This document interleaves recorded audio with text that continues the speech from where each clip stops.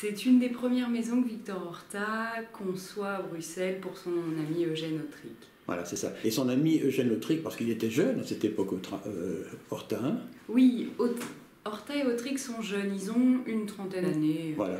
Et ils se connaissent par la loge maçonnique où tous les deux sont membres. Exactement. Ils se connaissent par les Amis Philanthropes, donc la loge maçonnique. Et c'est Eugène Autric qui est ingénieur mécanicien topographe et qui enseigne cette matière à la faculté, qui va faire entrer Horta comme professeur d'architecture à cette même université libre de Bruxelles qui, à l'époque, est au centre-ville.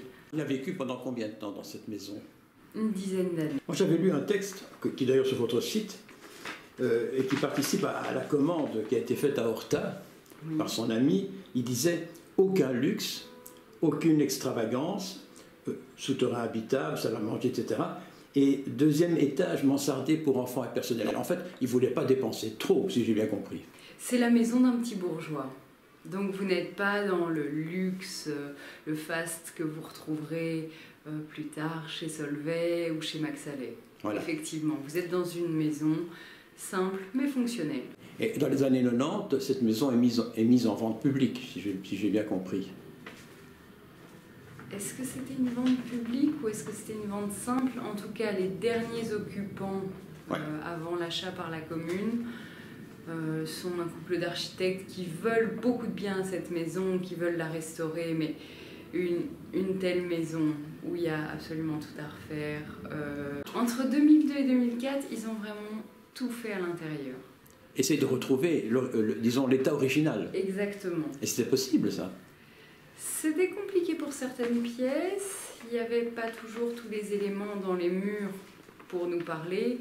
Les photos, il ne fallait pas compter dessus non plus. Ah ouais. Et puis surtout, Horta avait brûlé une partie de ses archives assez tôt dans sa carrière. Pourquoi? Il a brûlé une partie. Changement de vie. Volontairement. Après un retour en Amérique, oui, tout à fait. Et puis pour Schaerbeek, il y a eu cet incendie communal dans les années 10. Donc tout ce qui était originaux était vraiment plus nulle part. Et maintenant c'est un vrai musée qui est ouvert du mercredi au dimanche, je crois. De midi à 18h. Ouais, donc, bon. Et qui vient dans ce musée? Parce qu'en fait, quand on arrive, enfin moi j'habite Schaerbeek, donc je connais la chaussée de Acht, mais la chaussée de Acht est devenue une chaussée très populaire, on peut le dire, un quartier assez populaire. Oui. Cette maison est un peu perdue parmi des maisons qui sont ou dégradées ou plus tellement au ravalement de façade, disons, n'ont pas été faites. Il y a le tram qui passe, donc c'est assez bruyant. Et vous louez la maison aussi? Aussi. Donc si moi je fais un grand mariage, je peux louer la maison Autric? Oui, mais alors attention, en dehors des heures d'ouverture. Ah c'est ça, et c'est assez cher, j'ai vu 750 €, c'est ça? Tout à fait. Comment est-ce que vous pourriez caractériser l'Art Nouveau? Déjà, c'est une période. Ça, c'est ce que les gens oublient assez facilement. L'Art Nouveau, c'est vraiment 1893 ou 1894, jusqu'à la Première Guerre mondiale. Ah oui. Donc, il y a Horta qui va pratiquer un Art Nouveau plutôt floral, mais vous avez des gens comme Paul Cauchy qui vont appliquer un Art Nouveau plus géométrique. Quand vous voyez les sgraffites en façade, avec des dessins japonisants, vous êtes aussi dans un graphisme un peu plus géométrique. Ouais. Et cet art nouveau, en fait, c'était, lorsqu'on parle de maisons familiales, c'était toujours des maisons un peu sombres, un peu bourgeoises, un peu renfermées. Non, avec des cuisines en bas et des combles en haut. Sombre, c'est plus le cas pour l'art nouveau, parce que des architectes comme Horta vont vraiment faire entrer un maximum la lumière dans ces maisons. Donc vous allez avoir un grand travail sur les beaux windows, sur un allègement des façades où vous avez forcément des murs en pierre, mais entre les fenêtres, pourquoi mettre des murs en pierre? On va mettre plutôt des trumeaux métalliques plus fins qui vont permettre d'agrandir considérablement les fenêtres. Vous avez toutes ces innovations qui participent à l'ouverture vers l'extérieur. Et l'art nouveau, c'est aussi ça. Il n'y a pas que le végétal qui vient peupler la maison par un dessin ou un papier peint. C'est le végétal qui vraiment entre dans les maisons. La lumière, la nature. Et puis des graphites aussi sur les façades. Oui. Ça existait avant aussi, ça? Ou très peu? Ça existe depuis très longtemps parce que c'est la même technique que la peinture à fresque. Oui. Donc ce sont des techniques antiques. Mais c'est vrai qu'il y a une très très grande découverte à cette époque-là. Et sur Bruxelles, Bruxelles qui a vraiment bénéficié de tous ces artisans qui faisaient de la mosaïque, qui faisaient du sgraffite, qui faisaient du vitrail. Et les gens pouvaient vraiment faire de leur façade une œuvre d'art, ou en tout cas une personnalisation qui ressemblait à leur famille, à leur vie de famille. Que devrait-on faire pour qu'il y ait plus de gens qui viennent visiter la maison Autric? Ou il y en a assez, je ne sais pas. Est-ce que le nombre augmente depuis 10 ans? Le nombre augmente. Le nombre augmente régulièrement par les visites, par les activités. Il n'est pas exponentiel non plus. Non, non, bien sûr.